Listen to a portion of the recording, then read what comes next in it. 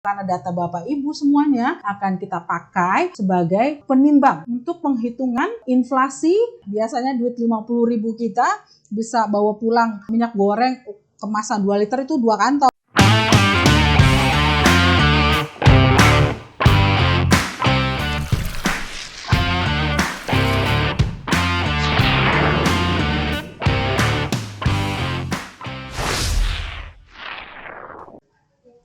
Halo kawan cerita, saya Martina Situmorang, host pada episode kali ini. Pernah nggak sih kawan cerita bertanya-tanya kenapa harga-harga naik? Dari harga beras, cabai merah, bensin, terus belakangan ini juga ada isu yang lagi hangat-hangatnya nih, kenaikan harga minyak goreng. Oleh karena itu, untuk tema episode kali ini kita mengangkat yang menarik ya, yaitu delivering insight tentang inflasi.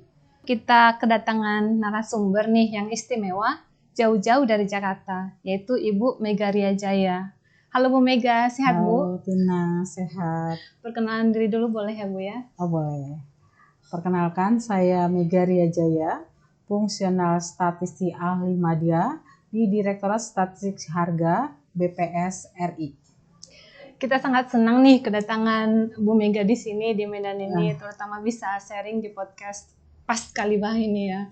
Baik Bu Mega, untuk mulai mungkin bisa menjelaskan secara sederhana nih, apa sih itu inflasi? Inflasi ya, tadi sebenarnya Tina udah sebutin sih ya, dari naiknya harga beras, minyak goreng, mungkin harga bensin gitu ya, orang seringkali menyebut inflasi gitu. Apa sih sebenarnya inflasi itu? Inflasi itu adalah kecenderungan kenaikan harga barang dan jasa, baik itu kebutuhan pokok, barang modal atau lainnya yang terjadi secara kontinu dalam periode tertentu. Baik, berarti harganya naik-naik terus nih Bu ya? Betul. Jadi yang menyebabkan inflasi ini apa sih Bu? Dan apa akibatnya kalau inflasi ini terjadi? Banyak hal sih yang menyebabkan inflasi ya. Bisa dari permintaan ya, banyaknya permintaan itu hukum ekonomi ya. Ada permintaan, ada kenaikan harga, biasa seperti itu ya, karena banyak permintaan. Seperti hari raya kemarin ya, banyak permintaan harga daging, maka harganya akan meningkat, menyebabkan inflasi ya. Ada juga meningkatnya jumlah uang beredar, ya kan? Itu juga bisa menyebabkan inflasi. Ada juga disebabkan oleh kenaikan biaya produksi. Biasanya karena bahan baku produksinya meningkat, maka menyebabkan harganya juga akan meningkat. Itu juga menyebabkan inflasi. Ada juga karena bencana atau kondisi-kondisi darurat ya, seperti perang dan sebagainya, itu otomatis akan menyebabkan kenaikan harga dan akan menyebabkan inflasi juga. Oh baik, berarti kalau misalnya THR nih Bu, karena banyak uang beredar bisa jadi harga akan naik juga ya? Betul. Baik, berbicara tentang angka inflasi nih Bu, kan inflasi rilis tiap bulan ya Bu ya? Iya.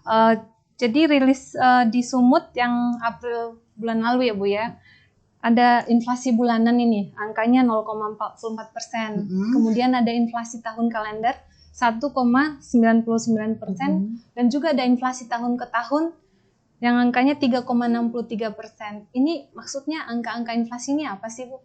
Oh gitu ya, memang kita BPS ya, Badan Pusat Statistik akan mengeluarkan angka ini setiap bulannya, ya kan?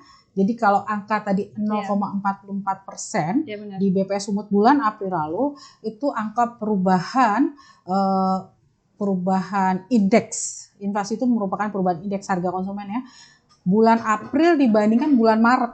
Jadi per bulan gitu ya. Tapi kalau angkanya inflasi tahun kalender katanya itu 1,99 tadi ya. Itu perubahan harga dari bulan April terhadap Desember. Ya. Ada satu lagi tadi 3,63%, angka year on year atau biasa disebut YOY gitu ya. Itu angka perbandingan dari bulan April 2022 dibandingkan dengan April 2021. Jadi seperti itu. Jadi nanti konsumen data sendiri yang akan menentukan yang mana mereka akan menggunakan angka inflasi yang mana gitu. Biasanya sih untuk penghitungan upah mereka menggunakan angka inflasi yang tahunan. Yang tahunan ya Bu ya? Seperti itu. Oh baik. Nah selain data pertumbuhan ekonomi ya kan Bu, Inflasi ini salah satu indikator ekonomi yang dirilis oleh BPS ya. Betul. Jadi pastinya ditunggu banyak pihak ya, baik pemerintah sendiri, pengusaha, buruh, maupun akademisi. Kira-kira apa sih Bu manfaatnya untuk stakeholders ini? Oh banyak ya, banyak sekali ya. Data inflasi ini memang ditunggu-tunggu ya. Untuk pemerintah sendiri ini merupakan dasar ya, dasar pengambil kebijakan ya kan. Karena inflasi ini berdampaknya akan banyak kan ya, ke nilai mata uangnya ya kan. Pemerintah bisa membuat kebijakan ya tentang penetapan upah minimum regional, tentang kebijakan fiskal dan moneternya itu menggunakan angka inflasi juga. Nah, kalau untuk sektor private ya, biasanya untuk menghitung salary karyawan gitu kan, kenaikan upah gitu ya. Kalau untuk akademisi sendiri, inflasi itu sering merupakan data yang seksi lah ya, sering banyak digunakan untuk penelitian di bidang ekonomi biasanya seperti itu. Oh, begitu ya Bu ya. Bukan hanya angka kemiskinan aja yang seksi ya. Data inflasi juga ya. Data inflasi juga ya, baik. Kalau misalnya kita baca-baca nih Bu, kadang di artikel atau misalnya di koran gitu ya. Jadi inflasi ini kadang dikaitkan dengan penurunan nilai mata uang atau bahkan penurunan daya beli. Ini kan agak ini ya, agak mengkhawatirkan kalau dibilang penurunan daya beli ya. Ini maksudnya apa sih Bu? Oh gitu ya. Ya itu emang dampak inflasi itu secara tidak langsung itu atau secara langsung itu memang menurunkan nilai mata uang itu sendiri. Atau simpelnya saya kasih contoh seperti ini ya. Misalkan saya pakai data ngehit saja ya, minyak goreng ya. Ya kan? Minyak goreng yang lagi jadi obrolan emak-emak ya. Karena saking mahalnya. Kita juga ya Bu ya. Karena saking mahalnya kan. Biasanya duit 50.000 kita bisa bawa pulang minyak goreng kemasan 2 liter itu 2 kantong ya kan. Tapi saat ini 1 kantong aja kita bisa bawa pulang, nggak bisa 2 lagi. Itu berarti kan kenaikannya cukup tinggi juga tuh ya kan. Jadi 50.000 kalau dulu kita bisa bawa 2 kantong, saat ini kita cuma bawa 1 kantong kemasan 2 liter. Berkurang dong ya. Berkurang ya kan. Harusnya kita bisa sebulan, kalau yang penggunaannya 4 liter sebulan, sekarang nggak cukup tuh. Harus 100.000 jadi kalau mau bawa 2 kantong kan. Nah seperti itulah, jadi nilai mata uang kita mau nggak mau jadi kelihatan turun gitu ya. Bukan kelihatan, memang turun ya kan. Yang tadinya mampu membeli beras 5 kilo, kalau karena kenaikan inflasi jadi cuma dapat 4 kilo atau 4,5 kilo gitu. Kurang lebih seperti itu ya. Simpelnya menurunkan nilai mata uang kita sendiri. Berarti nilainya yang berkurang ya Bu. Betul. Ya? Berkurang nih belanjaannya Bu. Baik, ini BPS ini lembaga yang menghitung inflasi ya.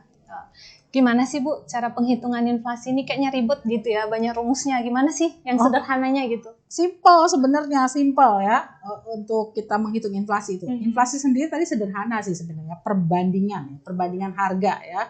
Kalau secara nasional ya perbandingan secara agregat harga. Itu perubahan indeks harga konsumen ya. Indeks itu kan sebenarnya kalau simpelnya kan harga bulan sekarang dibanding harga bulan lalu, itu udah berupa indeks. Tapi karena inflasi ini terdiri dari bermacam-macam komoditas ya. Kalau secara nasional itu ada sekitar 835 komoditas yang kita hitung ya. Jadi itu dihitung perubahan harga-harganya.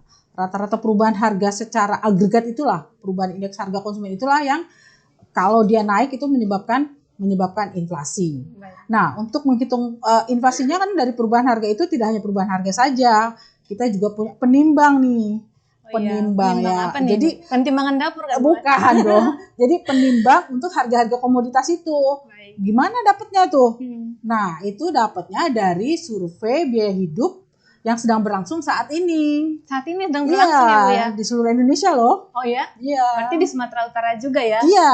Jadi di Sumatera Utara semua kabupaten kota nggak ini Bu melaksanakan survei biaya hidup? Nah, untuk pelaksanaannya memang tidak semuanya ya kan?